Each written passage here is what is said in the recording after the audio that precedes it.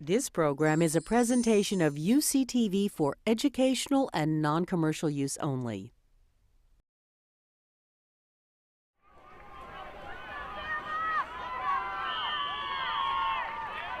From the beautiful seaside campus at the University of California, Santa Cruz, this is State of Minds.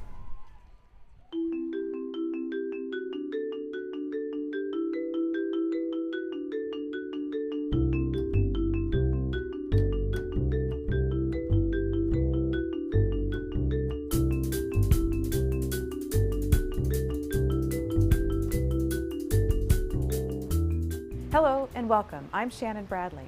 Tonight we have a full dose of California staples for you.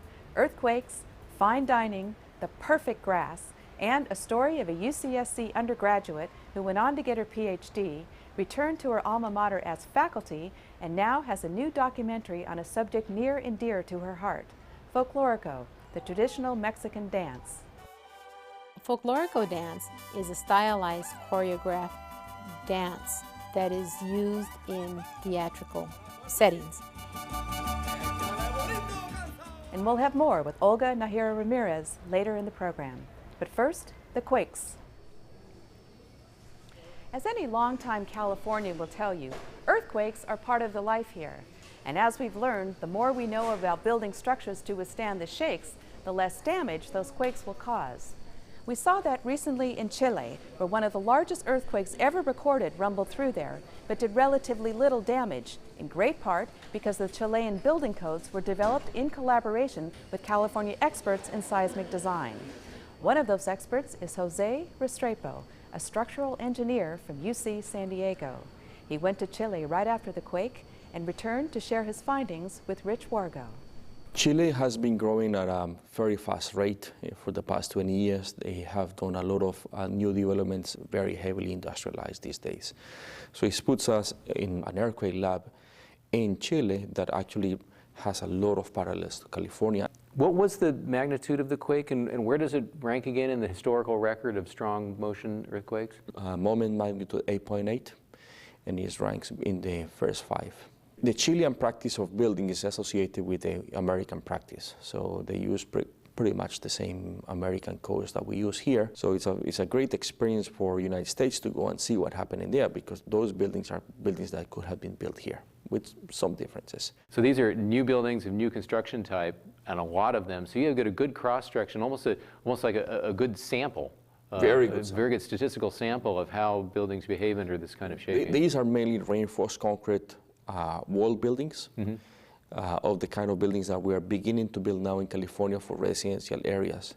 So they don't have the beams and columns that we tend to have in the older buildings, but they do to have long walls, and they go all the way up. We know for a long time that these buildings can be pretty resilient, and they were. These buildings had never been designed for these very huge demands, yet they took it. So show us some examples. So we see a lot of damage at the base of these walls. These walls are flexing, they are bending, and obviously they develop large strains in the concrete and in the steel. So the earthquake came along, it moved the building to one side, the bars stretched, they came back, it basically ripped through the concrete, because those bars could not stay put. They buckle and rip through the concrete. So it's very notorious, it's very endemic, this kind of failure. So this is the kind of failure you're seeing here, is the bars being pushed out of the concrete. Pushed out and buckled and fractured. Actually, we see a lot of bars that have been fractured, which poses a challenge when you're going to repair these buildings. But what is remarkable is that in spite of that, they were okay. The buildings were okay. Everyone got out of the building, and many of these buildings can be repaired. You mentioned that there was, in a metropolitan area of 6 million people, only 8 people died. What was that example? In Alto Rio in Concepcion. It's a multi-story building structure that did collapse. It's the only building that collapsed completely. Is this a newer building, an older building? It's a newer building. Probably, it's occupied, but it's probably 2 years old. And what was the failure there? We have seen now from the records very close to where this building is that the demands were far, far from what the code stipulated. Probably twice, if not 3 times. So this building came down, but that doesn't explain why the buildings next door did not come down. So despite the tragedy of the human loss and the immense amount of damage and the impact this is going to make on, this has made on the Chilean economy, the silver lining is that modern engineering, that the progressive engineering and the research that has been going on in the last decade or so, has made a significant impact. I mean, if you compare the kind of progressive engineering that's being done in Chile and here to older engineering, places like Haiti. The lack of engineering in Haiti, they basically happened this year that we can have a very good comparison of two earthquakes with strong intensities, one a mega earthquake, the other one is a large earthquake, and one with devastating effects in the community, because basically at about 8 to 10% of the people die in Port-au-Prince. That's very large. And in Chile, we're talking about 1%. It's very, very low. So it's something that we say, it could have been better in Chile, I wish, but it's tremendous. It's very good progress. Could have been much, much worse. Could you project if that same kind of shaking, that same kind of event were to happen here in California, how we would have fared, from your knowledge of structures and the way things are built here? In my opinion, is all those older structures pre-1970, they will fare not so well. Mm-hmm. There's a lot of them in San Francisco, a lot of them in Los Angeles that have not been retrofitted yet. For modern buildings, we will experience quite a bit of damage as well in the non-structural elements. Our codes have been tightened lately, but we have a lot of building stocks that have partitions and have very loose overhanging air conditioning units, piping that can come down and interact one another. And that's very important for us to look into this. I think it's important to learn from the Chilean experience to see how we can influence the codes here. We need to see if what we are trying to do with our codes, particularly with the concrete code, is what we want as a society as a whole. And it may be that when we have a strong shaking in California, we may see some needs to improve, because we have seen some of them already in Chile. Well, thank you very much for taking your time. We appreciate it very much. Thank you, Rich. Mm-hmm. Thanks.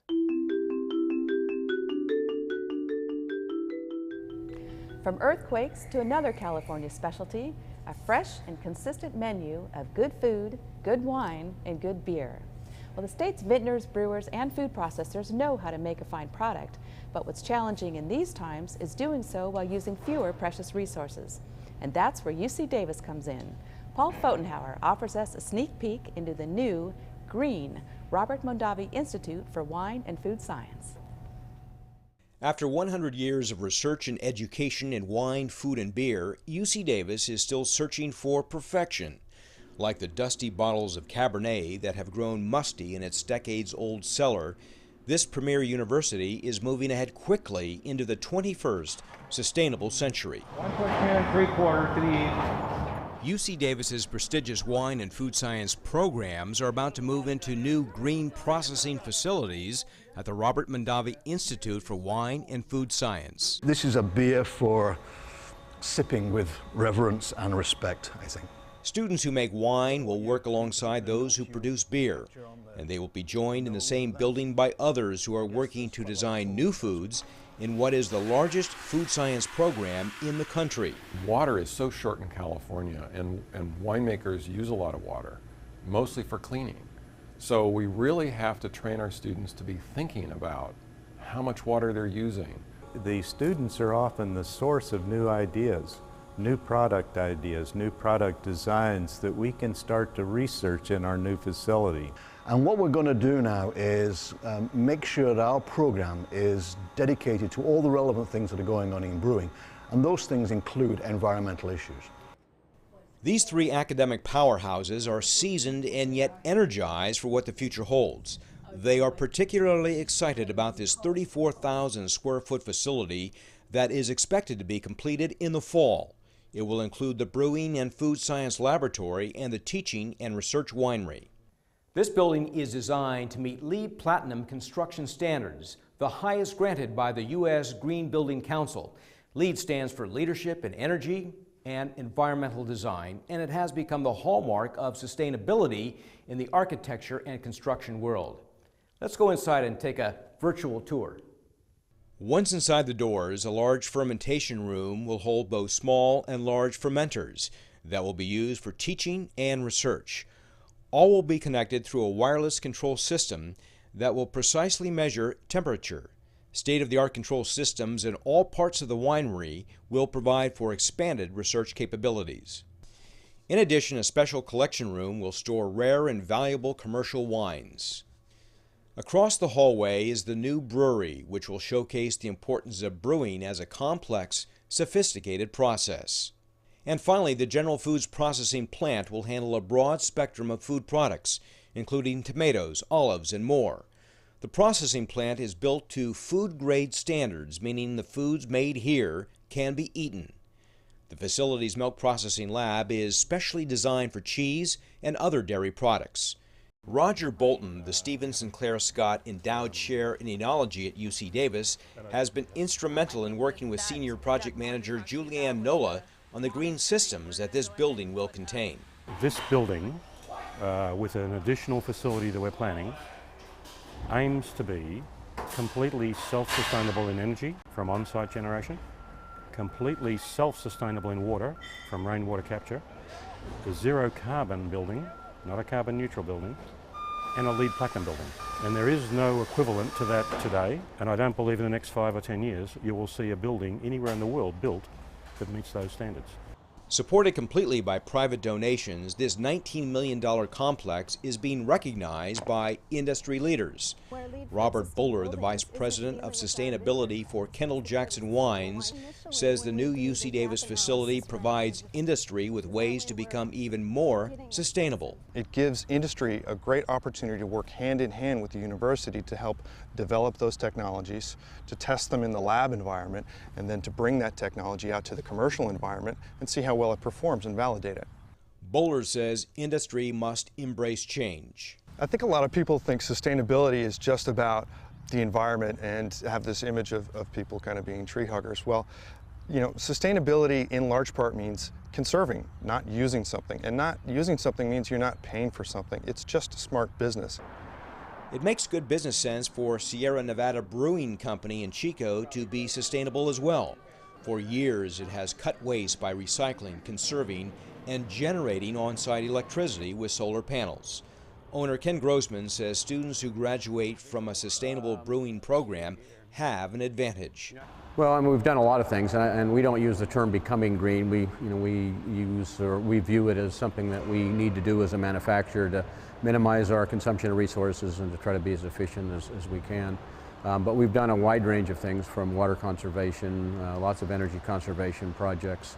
Charles Bamford, the Anheuser-Busch Endowed Professor of Malting and Brewing, says one major issue facing the industry is making beer more efficiently. The two big issues then are how to make beer last longer in the trade, but also going back to the brewery, how do you make the beer by cutting down on the use of some of the raw materials. For example, a well-run brewery is going to use about 3.5 times more water than ends up in the beer. How can you get that figure even lower? Bamford says he expects commercial breweries to test new ways of making beer right here at UC Davis. Likewise, the $35 million a year California food processing industry is looking to UC Davis for expertise as it relates to efficient, sustainable practices. UC Davis is, I cut my teeth on a lot of processing and oil techniques. I learned a lot when I first got involved in this business approximately 6 years ago. They're a terrific group down there, and they're an invaluable source of knowledge to us. Well, I think they're setting the standard on green building, green construction, with all the students coming through Davis, and really wineries, winemakers from around the world look to Davis, UC Davis, as a leader, in a leadership position in terms of innovation. And I think this Platinum certified winery will prove that, will encourage that. Chancellor Linda Katehi says UC Davis has become the global leader in sustainable related research. The building just behind me is the newest building on our campus, and it does really provide a very strong indication of our commitment to sustainability. It's a very symbolic gesture to really indicate the many years of excellent work that we have done in this particular area. The fact that this facility is funded entirely from private support demonstrates a partnership between the industry and the university in attaining the sustainable goals for the future. Paul Fotenauer reporting from Davis.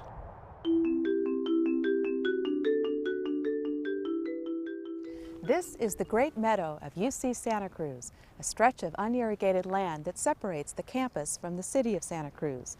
With an average rainfall here of almost 30 inches a year, it's easy to see how a meadow like this could sustain itself. But most of California has nowhere near that much rain, and with many communities restricting the amount of water we can use, it's getting harder and harder to grow those lush green lawns. So, how to meet market demand for green grass that somehow uses less water? Well, that's what turf scientists at UC Riverside are working on, as we hear now from Carla Yarbrough. California and many parts of the country have its share of dry seasons. Keeping lawns green through the seasons can be challenging and causing us to use lots of water.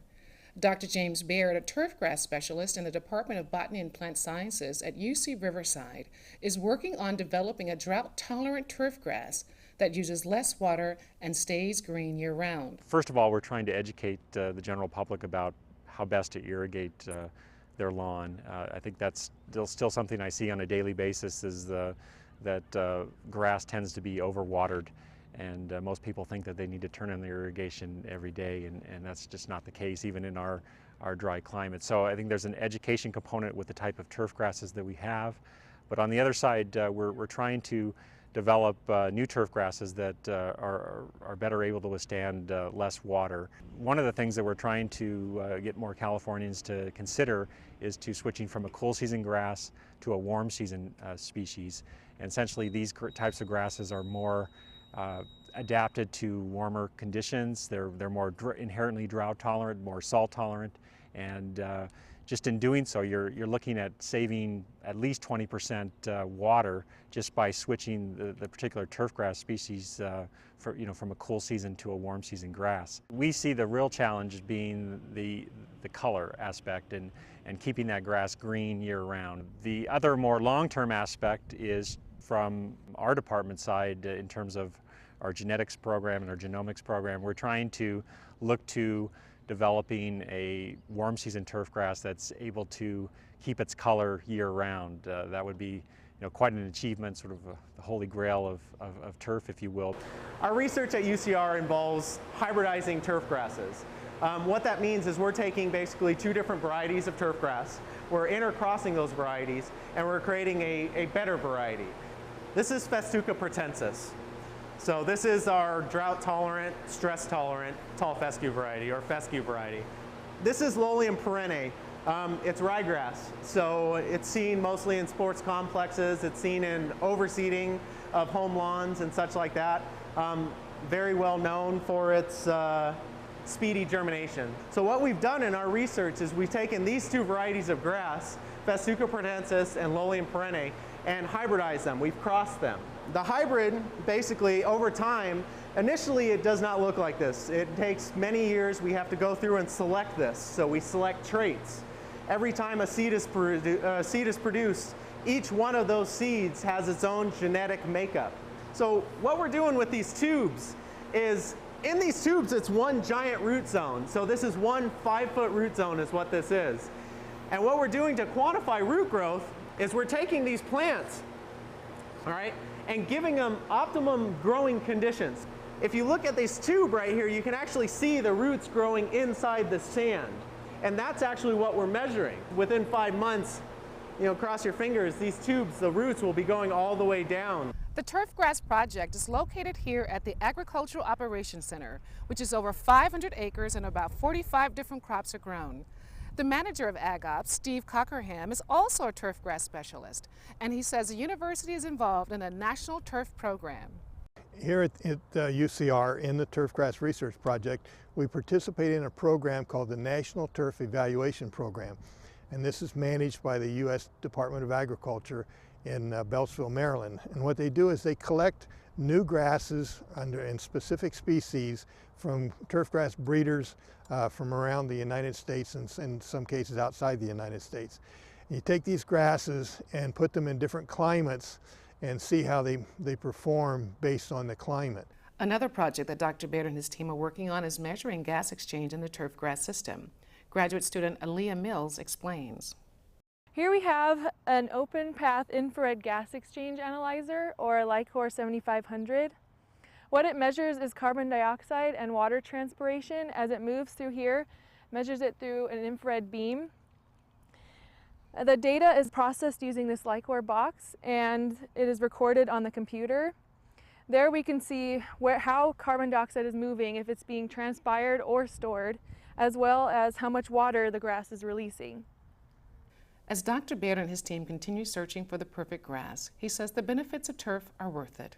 You hear so much bad press about turf, but there are some important aspects of having the lawn and the landscape around, and so we're trying to promote that through improved grasses, or just trying to educate again people on the best ways to manage what they have already.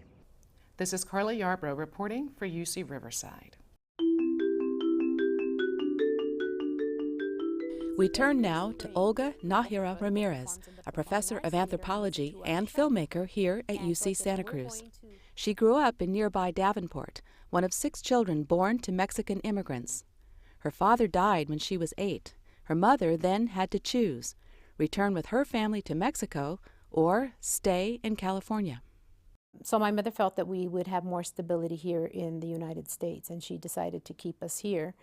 And but of course we needed some source of employment. So during the summer, for about 3 or 4 years, we went up the coast to pick peas in the fields. And that was quite an experience.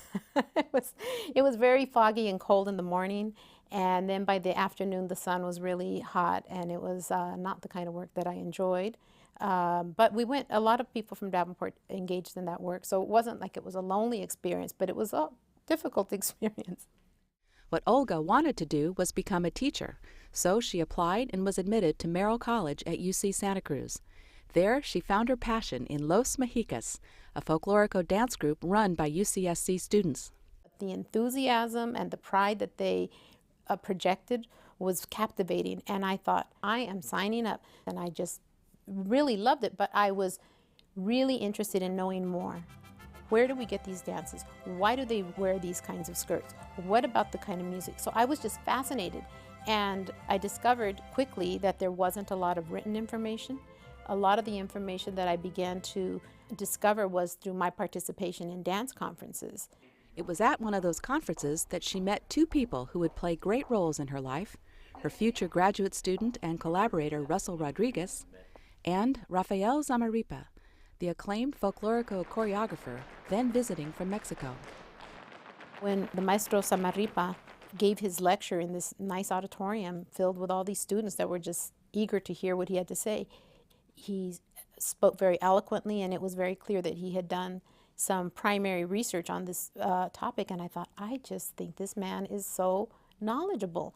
And then he told us, and he's very open and very welcoming, and he said, and I teach at the University of Guadalajara, and you are welcome to come and visit me, and I have a school there, and I have a company there. And when I came home from Pueblo, I told my mother, I'm going to Guadalajara, and I knew better than to ask her if I could go. Olga did go for 3 years and then pursued a PhD in Texas, all the while dancing and studying Folklorico. Her work led to a faculty position in anthropology at UC Santa Cruz and an appointment as faculty advisor to Los Mexicas, the dance group that had attracted her as an undergraduate. And when Los Mexicas invited Zamarripa to come watch them perform on campus, Olga approached her former teacher with an idea. Your work is incredible. You've done so much for Folklorico dance groups, not only in Mexico, but in the United States. You really fostered this, our need to know about our culture, and you've been very generous. You've been quite an influence. You should write your story. And he says, Olga, we're driving over 17 while we're having this discussion, and he says, Olga, he says, I don't have time. And he says, why don't you do it? She agreed, but decided that his story was too visual for a book, so she and Russell Rodriguez spent the next several years making a documentary about the history of Folklorico and the artistic influence of Zamarripa.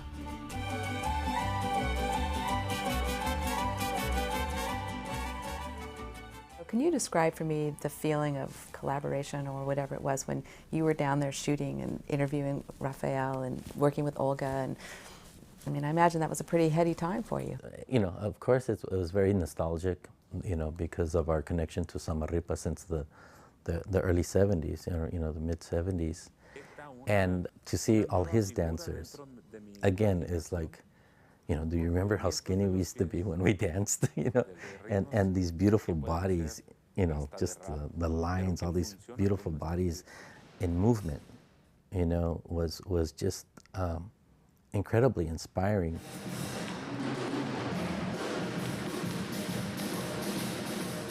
Mi trabajo en la danza consiste en no deformar las danzas, no deformar los sones, cuidarlos más celosamente que ningún otro. Pero el marco de referencia está envuelto en una atmósfera teatral, no solamente en una exhibición de bailes.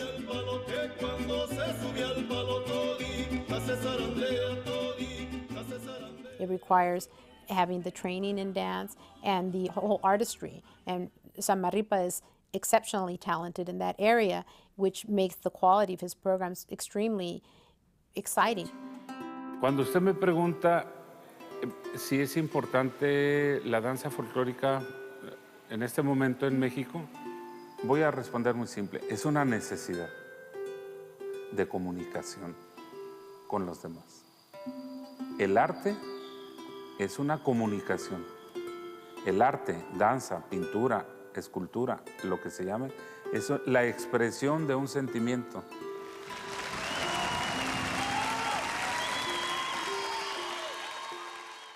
The film premiered on the Santa Cruz campus in March, enticing yet another generation of Los Mexicas to embrace the art and tradition of Folklorico dance.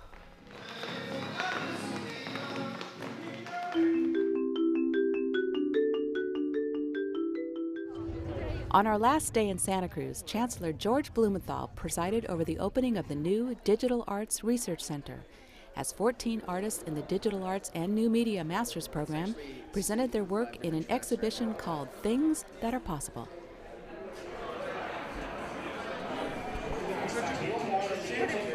And then it's mixed interactively here.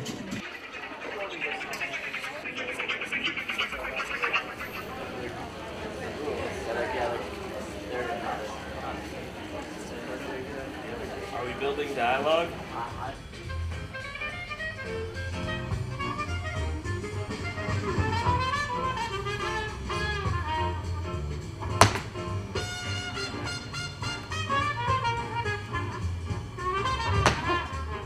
I want to thank our friends here at Santa Cruz for helping us all week, and you for your support at the University of California. I'm Shannon Bradley. We'll be back in the fall. I hope to see you then. Thank you, and good night.